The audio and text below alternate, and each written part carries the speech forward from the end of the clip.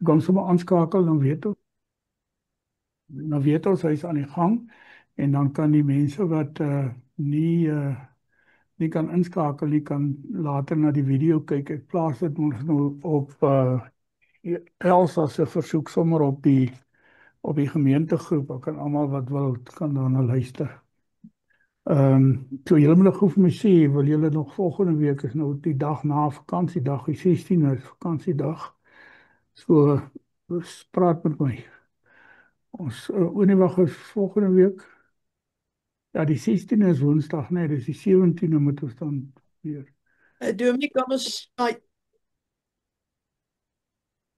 wat van ons gaan Januarie weer aan? OK, maar nou ons maak nou vanaand sin klaar en dan gaan ons Januarie weer aan, want ons het nou Openbaring 18 en Openbaring 18 is eintlik Ja. 'n baie kort studietjie in die sin van dat dit is eintlik, ek bedoel in die boekie is dit 1, 2, 3, 4 en 'n halwe bladsye.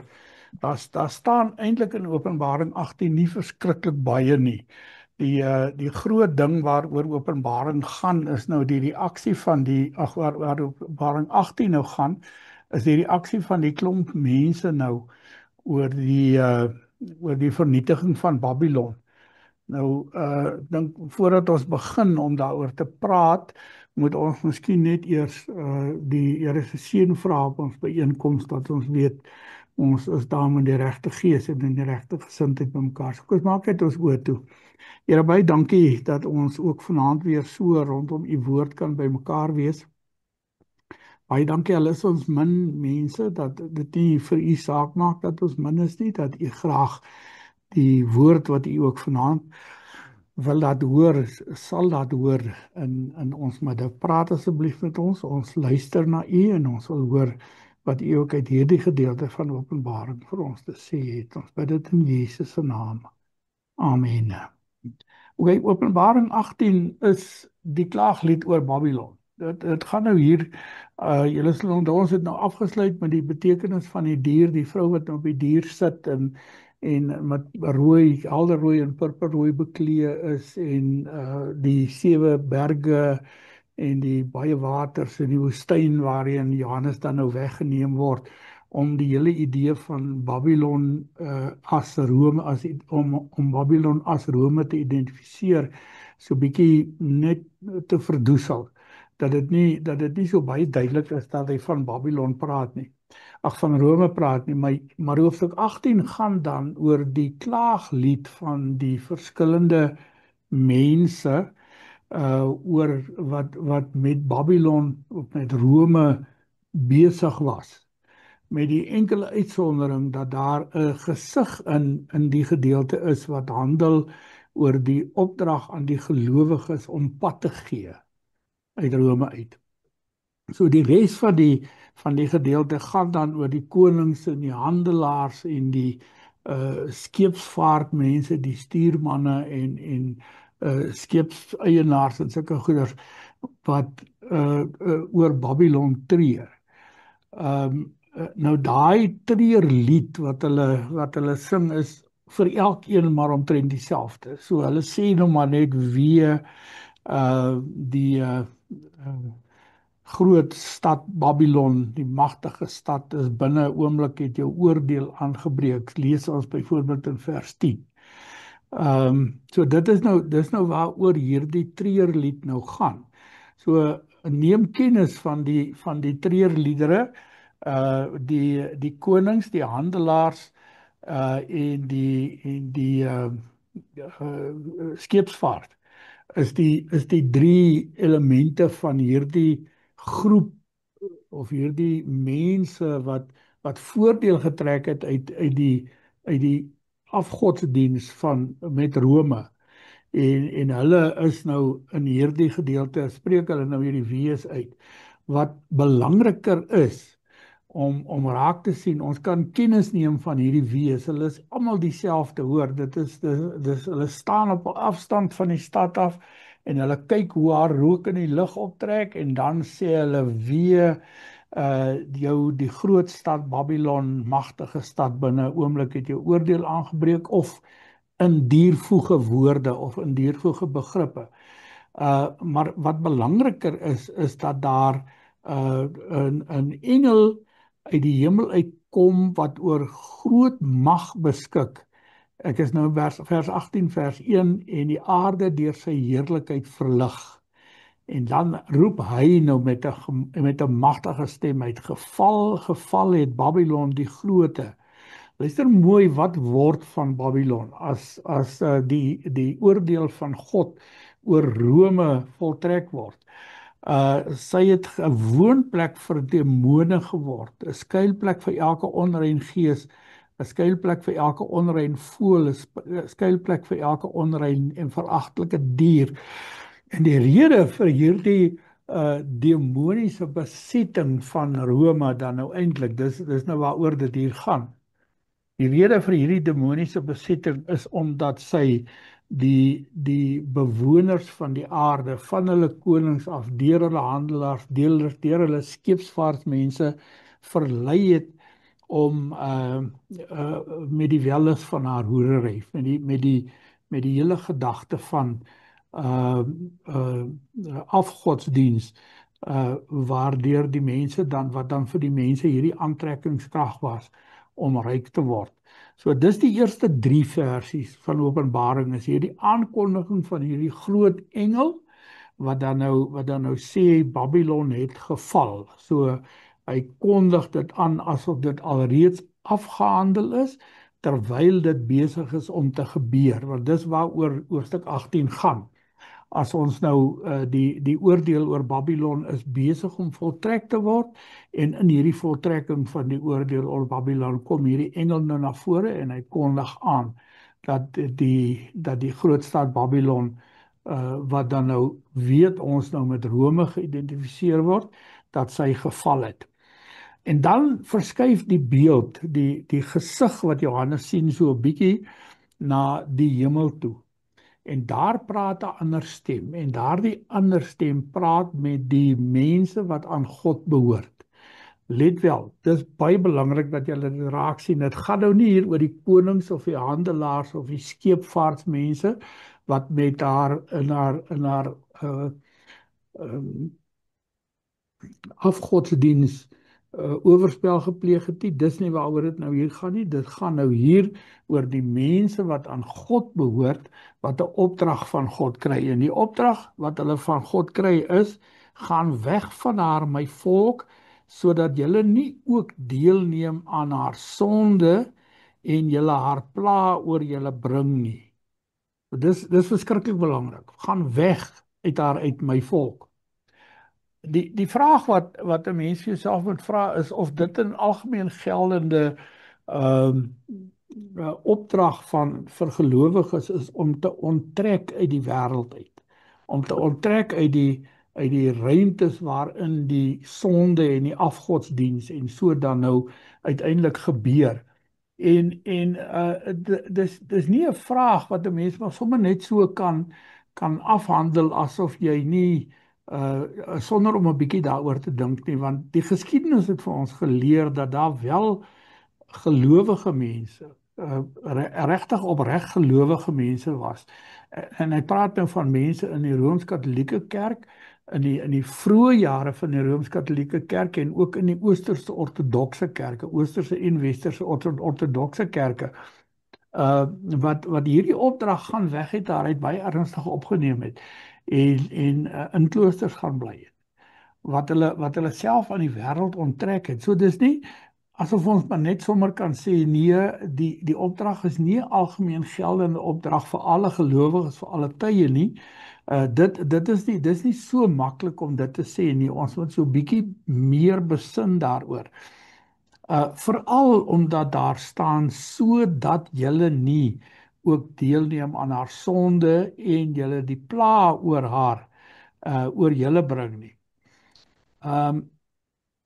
Ek persoonlik dink ek is redelik ek is baie oortuig daarvan. Ek werk ook vanuit die veronderstelling dat God nooit bedoel het dat die gelowiges of Jesus nooit bedoel het en die Heilige Gees nooit bedoel het dat die gelowiges uit die wêreld moet onttrek en hulle self moet gaan toesluit in ruimtes waar hulle nie kontak met die wêreld het nie. Ons weet bloot uit ondervinding rondom die kloosters en die monnike, die monasteries. Ek sukkel 'n bietjie om die Engelse woord vinnig op te spoor, waarin die mans nou gebly het, weet ons gewoon uit die geskiedenis van die goed wat daar gebeur het, dat die sonde nie so seer in die wêreld lê as wat dit binne in ons lê nie. So hierdie mense wat so uit die wêreld uit onttrek het en nonne geword het en monnike geword het en kardinale geword het en priesters geword het en selfs later paus geword het, het nie deur fisies uit die wêreld uit te onttrek, het hulle nie hulle betrokkenheid by die wêreld tot niet gemaak nie. Hulle het want hulle betrokkenheid by die goed van die wêreld kom van binne af uit. En ek dink ek en jy moet dit ook weet. Ons moet ook weet dat hierdie gaan weg nie 'n fisiese opdrag is nie, maar eerder 'n geestelike, simboliese opdrag om onsself toe te wy aan die Here, sodat ons, omdat hy ons verlosser is, van binne af verander word, deur hom verander word, skryf Paulus in Romeine 12 vers 1, sodat dit wat in Babylon, in Rome gebeur het, nie in ons lewens ook gebeur en ons dan nou eintlik aan die sonde en die welles en die afgodsdiens van Babylon deelneem en so haar oordeel ook oor ons bring nie. So die boodskap van hierdie gedagte is nie onttrek fisies uit daar nie, maar sonder julleself af vir God. Dis die primêre boodskap en dit dink ek is die ding wat ons hieruit moet haal en vir onsself moet vasmaak. En dan hoekom? Want haar sonde het opgehoop tot aan die hemel. En God het haar onregverdige dade onthou. Dan dis nou die rede hoekom ons moet afgesonder word, hoekom ons geheilig word, deur God geheilig word om aan hom te behoort, is omdat die wêreld, wat nou vir Babylon, waarvan Babylon die verteenwoordiger is hier, omdat die wêreld se sonde so opgehoop het voor God, dat hy dit eenvoudig nie meer kan verdedig nie. Julle sal onthou as julle 'n bietjie terugdink, voordat God vir Noag die opdrag gee om 'n ark te bou, staan daar in Genesis ook dat die sonde dat die verwording van die wêreld so geword het, dat God besluit het om die mensdom te verdelg. So, dit wat daar in Genesis 6 rond gebeur, wanneer God vir Noag die opdrag gee om 'n ark te bou, gebeur nou weer. Nou in die Nuwe Testamentiese konteks, die mens wat in die wêreld woon, het homself nie so vir God afgesonder, so aan God toegewy, dat God kon sê, hierdie mens is reddingswaardig nie. Ek gebruik dit doelbewus die uitdrukking so, dat julle sal verstaan, dit is mos nou 'n ding, wat as julle in my prediking leer ken, het sal julle weet, ek preek nie sulke goed nie. Ons word nie reddingswaardig nie, nooit, onder geen omstandighede nie. Ons word gered omdat Jesus verlossingswaardig is, omdat sy verdienste vir ons toegereken word. So God het op die einde van die dag het hy hierdie onregverdige dade van hierdie hoofstad van die afgoderry, in die tyd waarin die Openbaring geskryf word, het hy dit gesien en hy het gesê dis nou tot hiertoe en dis genoeg. Maar dan kom daar 'n interessante opdrag uit hierdie teks uit na vore, en dit is dat die gelowiges, diegene wat nou moet weggaan uit Babylon uit, en miskien is dit een van die sterker motiverings waarom ons sê dis nie 'n opdrag om fisies uit die wêreld uit pad te gee nie, maar juis 'n opdrag om onsself so af te sonder van die wêreld dat ons 'n rol kan speel in God se oordeel oor die wêreld. Want die opdrag is vergeld haar soos sy julle dit laat ontgeld het. Vergeld haar dubbel ooreenkomstig haar dade in die beker waarin sy vir julle gemeng het. In die beker waarin sy vir julle gemeng het, moet julle 2 keer soveel meng. So die gelowiges word betrek by die oordeel. oor Babylon. Gelowiges word deel van hierdie oordeelsgebeure waarin daar nou vir ons as gelowiges gesê word, ons moet dubbel, tweemaal soveel gee as wat sy die wêreld mee probeer verlei het, vir ons probeer verlei het. So dubbel soveel van die wyn van haar hoerery, dubbel soveel van wat hy ook al gemeng het in die goue bekers waarvoor sy bekend was. En dan in vers 7, in dieselfde mate waarin hy haarself verheerlik het en in wyle geleef het, moet julle haar ook pyn en smart aandoen. Luister, julle moet hoor wat staan hier, hoor, dis verskriklik belangrik, want die oorwinning oor die wêreld is nie 'n pie in the sky tipe van teologie van Jesus gaan oorwinning oor die wêreld behaal en ons gaan hier eenkant aan ons gemakstoele sit en ons gaan rustig agteroor wees en ons gaan sê hierdie goed gaan met ons gebeur nie. Ons is betrokke daarbey. Ons moet die wêreld oorwin. Dit is 'n baie duidelike evangelie boodskap en hier in Openbaring kom dit dan ook baie sterk na vore dat nie net moet ons dubbel die verleiding wat sy vir ons gegee het straf nie, twee keer soveel vir haar gee. Ons moet in dieselfde mate waarin sy God van sy eer beroof het, moet ons ook vir haar van haar eer beroof, van die sonde van die eer beroof wat baie dikwels die sonde toekom.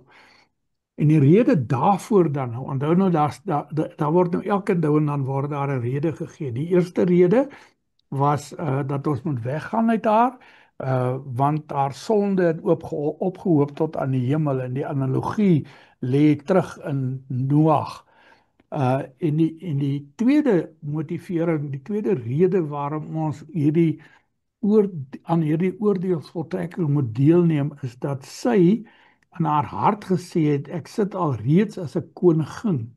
Ek is nie 'n weduwee nie en smart sal ek beslis nie ervaar nie. So, sy het haarself voor God verhef. En ek wil sommer dadelik sê, jy weet, dit is een van die dinge wat die mens, as jy baie jare in die kerk in die bediening was, dan kom jy agter, daar is in die meeste van jou werkruimtes is daar mense wat so probeer om die soort van chief in charge rol in te neem en alles wil manipuleer en maak soos wat hulle dit wil hê. En ek dink nogal die analogie van selfverheerliking, selfverheffing uit Openbaring is verskriklik belangrik vir ons om ook te leer dat ons juis in dieselfde mate as wat sy haarself probeer verheerlik het, haar weer moet verneder. Maar dit kan 'n mens nie doen as jy nie self eers voor God nederig geword het nie. Jy kan nie vir haar gaan sê jy moet beter doen terwyl jy self nie beter doen nie. Daarom maar nou is dit interessant en ek hoop ek maak sin vir julle hierso, maar nou is dit interessant dat die oomblik wanneer hierdie motivering gegee word, dan word hierdie verantwoordelikheid wat op die gelowiges geplaas word om vir haar dubbel die beker te meng wat sy vir ons gemeng het en om haar van alle eer te ontroof soos wat sy haarself in dieselfde mate as wat sy haarself verheerlik het, as wat die sonde homself verheerlik het. Dan word hierdie verantwoordelikheid van ons oorskadu deur 'n handeling van God.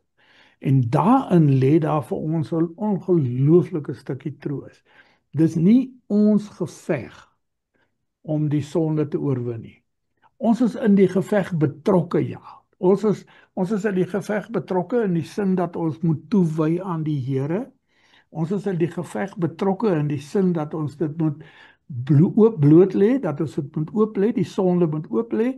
Ons is in die geveg betrokke in die sin dat ons deel moet neem aan die oordeelsbeker wat God vir die sonde gee om te drink. ons moet dit help meng. En die bedoeling is net dat ons op so 'n manier teen die sonde sal opstaan, dat God daardeur verheerlik word en dat hierdie selfverheerliking van die sonde en kom ons sê dit maar vir mekaar, die selfverheerliking wat baie dikwels ook nog onder gelowiges voorkom, dat dit nie meer langer deel is van ons lewens nie. Maar dan oorskadu God self dit. Deur die pla wat vir haar bedoel is, alles op een dag oor haar te voltrek. En dat sy dan rou en smart en hongersnood beleef en met vuur verbrand word, want die Here God is magtig wat die oordeel oor haar gevel het. Dit is nou wat in vers 8 staan. Dan volg die drie wees, die drie klaagliedere. Eerste een van die konings wat onsedelik met haar verkeer het, die tweede een van die handelaars wat uit haar wins gemaak het, uit die sonde wins gemaak het, en hulle klaaglied is regtig dat die vrug van haar hartsbegeerte nou vir haar ontneem word, en dan die seevaart. Nou, hoekom nie lugvaart nie? Want Johannes het nie geweet van so 'n ding as vliegtuig nie. Dis so eenvoudig soos dit 'n skeepvaart verteenwoordig die internasionale handel wat daar in die wêreld gebeur. Nou moet jy vir 'n oomblik net weer terugdink aan Openbaring 13 vers 10 tot 18. Want wat gebeur in Openbaring 13 vers 10 tot 18 by die aanbidding van die dier en die aanbring van die merk van die dier, word die gelowiges handel ontsê.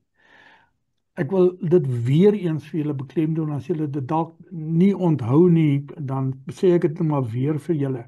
Daar's nêrens in Openbaring 13 sprake van 'n kontantlose gemeenskap nie.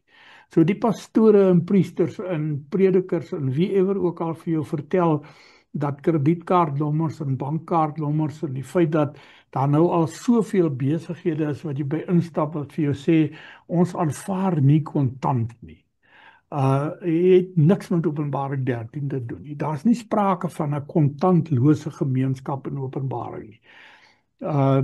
Daar is wel sprake daarvan dat gelowiges wat aan Jesus Christus getrou bly en nie die dier aanbid of die merk van die dier neem nie, wat reeds deur God in Openbaring 7 gemerk is, dat ons nie kan handel dryf nie.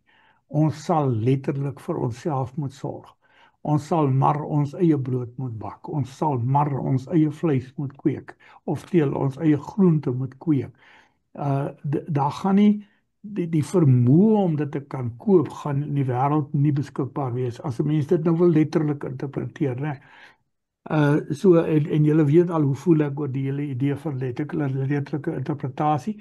Dit gaan primêr maar daaroor dat gelowiges bitter swaar gaan kry en dat die hele swaar kry bedoel gaan wees van die wêreldse kant af om te kyk of hulle ons nie so ver kan kry dat ons tog maar die merk van die dier aanvaar nie. Nou jy kan nie die merk van die dier aanvaar as God jou gemerk het, daar's nie meer plek om jou te merk nie. So jy kan nie uit God se hand uitgeruk word nie. Maar dis die hele bedoeling van die duiwel in Openbaring 13 en dan ook hier waar die skeepsvaart nou die internasionale handel verteenwoordig en dan is dit sluit die drie wees daarmee af. Die konings huil oor haar, die besigheidsmense huil oor haar en die internasionale handel huil oor haar. Dis die drie wees van Openbaring 18 en ons weet nou al drie wees is 'n bekende begrip in die hele Bybel, in die Ou Testament en in die Nuwe Testament, is hierdie hele gedagte van drie wees is eintlik 'n volledige, soos wat die drie eenheid volledig is, 'n volledige wee wat uitgespreek word. Dan verander die toneel weer. Nou sien Johannes 'n volgende gesig. So kom ons maak dit gou vas dat ons die gesigte reg voor ons het. Hy sien 'n gesig waar die oordeel aangekondig word. Dan sien hy 'n gesig waarin die gelowiges opdrag kry om te onttrek, om hulle self toe te wy aan God en om dan deel te neem aan die oordeel wat God self gaan voltrek op die einde van die dag. Dan die volgende gesig wat hy sien is dan hierdie konings en handelaars en internasionale handel is dan die volgende gesig en nou kom daar nog 'n gesig. En hierdie gesig gaan nou oor die totale vernietiging van Babylon. So van vers 21 af staan daar toe het een sterk engele klip soos 'n groot maalklip van 'n donkie opgetel en in die see gegooi en gesê, luister na die beeldspraak, net so met geweld sal die groot stad Babylon neergegooi word en sy sal nooit weer gesien word nie. Die klank van siterspelers en sangers en van fluitspelers en trompetblasers sal nooit weer in jou gehoor word nie. Geen ambagsman van enige ambag sal ooit weer in jou gevind word nie. Ook die geluid van 'n meule sal nooit weer in jou gehoor word nie. Die lig van 'n lamp sal nooit weer in jou skyn nie. Stem van 'n bruidegom en 'n bruid sal nie weer gehoor word nie. Jou sakelei wat magtig is van die aarde was, wat deur jou betowering is, want deur jou betowering is al die nasies mislei. Maar in haar is ook die bloed van die martelare dan, van die profete en die heiliges gevind en ook van almal wat op aarde doodgemaak is. So hier word die oordeel nou voltrek. Nou jy kan nou vir jouself indink, as daar nou 'n geweldige groot meteoriet, kom ons sê 'n ding wat 20 by 20 kilometer is uit die lug uitval en hy val in die Atlantiese Oseaan. Wat word van daai water? Ek bedoel dis die geweldige uitsit van water met so 'n geweldige ontploffing wat inkom, gaan wêreldwyd gevoel word. En dis nou wat hier gebeur. God voltrek uiteindelik die oordeel aan die hand van 'n groot maalsteen wat in die see gegooi word en wat dan hierdie stad so oorspoel dat daar niks van haar oorbly nie, dat sy letterlik totaal en al vergaan, sodat daar en dis waaroor al hierdie sodat daar nooit weer in jou uitsprake van Openbaring gemaak word, dat ons kan sien dat ons kan sien dat hierdie oordeel oor Babylon is volkome en dit is finaal en dit is afgehandel as dit verby is. As ons dit nou weet, dan weet ons nou die sonde is nou verdelg. So ons is klaar met Openbaring 18. Openbaring 19, 20, 21 en 22 is nou weer 'n troosgedeelte. Jy sal nou onthou, ons praat van die begin af, praat ons oor hierdie 3 groot visioene in Openbaring. Die eerste een is van Jesus se teenwoordigheid in sy kerk. Tweede een het ons nou gegaan oor Jesus se teenwoordigheid in die kosmos. En dit eindig nou hier by die einde van hoofstuk 18. En nou begin Jesus se teenwoordigheid in die geskiedenis, die derde groot visioen, begin nou by hoofstuk 19.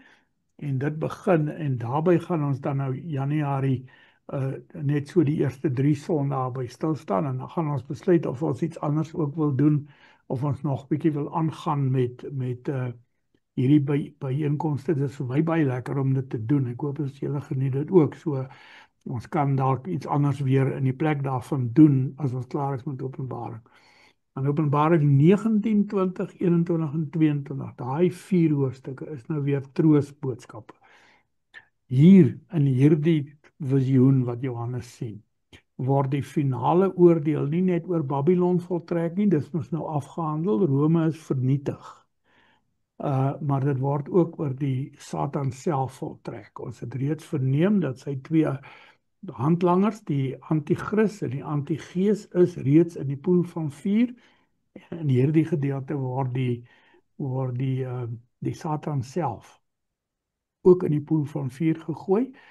En wil die Bybel eintlik vir ons kom leer van, of wil Openbaring vir ons kom leer van die wonderlike troos wat uiteindelik in die uitloop van die geskiedenis, wanneer alles tot 'n einde gaan kom, wanneer die bestelsels wat ons vandag ken in totaliteit gaan verander. Daar gaan nie meer so iets soos hierdie bestel wees nie. Die hemel en die aarde gaan verdwyn. Jerusalem, wat nou nog altyd die simbool van die eer van God was, gaan verdwyn. En in die plek daarvan kom 'n nuwe hemel, 'n nuwe aarde en 'n nuwe Jerusalem.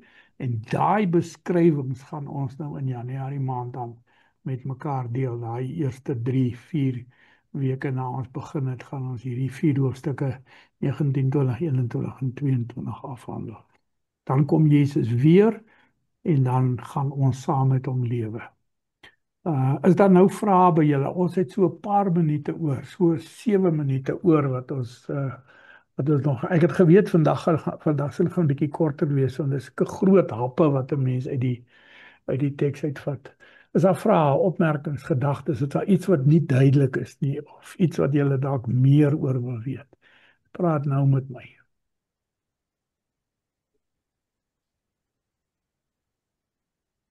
Nee, wat heel duidelik. Dankie, Dominee. Dankie. Ek is ook reg, dankie oom. Jy ook reg. Okay. Ja, dankie oom. Dan klink dit vir my is ons vir die jaar klaar. Baie dankie. Dit was lekker om saam met julle so deur Openbaring te werk tot hier toe. Ons gaan nou hierdie laaste visioen van Openbaring, die laaste 4 hoofstukke. As jy gaan dink oor die omvang van Openbaring, hy 22 hoofstukke. Die middelste 6 was primêr troos gewees. Van hoofstuk 10 tot aan die einde van hoofstuk 15. Van die begin van hoofstuk 10 tot by die einde van hoofstuk 15. Die laaste 4 is weer primêr troos. En dan het jy nou 6 wat oordeel is, 7 wat troos is. 8 is weer oordeel, en 9 redelik oordeel, maar ook 'n stuk troos, en dan van 10 af. So daar bly op die einde van die dag, het ek al dit nou vir my uit my kop uit aan, ek het dit geskryf in die boekie, ek weet ek het dit geskryf in die boekie, bly daar van die 22 hoofstukke 6 oor, wat nie troostboodskappe is nie. Die res is boodskappe wat die Here vir sy kerk gee om te sê, byt vas, ek kom, en ek kom weer om alles volmaak te kom maak, die hele bedoeling is dat die sirkel voltooi word, dat die paradys wat God in Genesis 1 geskep het, in Openbaring 22 weer geskep is, dat ons weer in daardie selfde paradys in God se heilige teenwoordigheid lewe. Maar ons gaan hierdie laaste 4 troosgedeeltes, trooshoofstukke, gaan ons lekker rustig op ons tyd met mekaar deurwerk volgende jaar, as ons dan begin. Tussenin, ek gaan julle seker weer sien, so van ver af, of dalk van nader as ver, maar 'n geseënde Kersfees en 'n mooi nuwe jaar vir julle. As Bybelstudiegroepie, kom ons maak hom nou maar so vanaand dan nou net eers klaar, en ons bid dat die Here ons ook deur hierdie Kerstyd en alles wat daarin gaan gebeur, en die kinders wat kom kuier, en mense wat vir hulle kinders gaan kuier, en al so, dat ons regtig die seën van die Here sal beleef in hierdie hele proses. Baie dankie. Ons maak vanaand so 4 minute vroeër klaar as julle klaar is met my.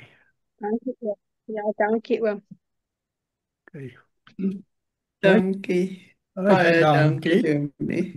Dan kan ons maar uitgaan. Ek gaan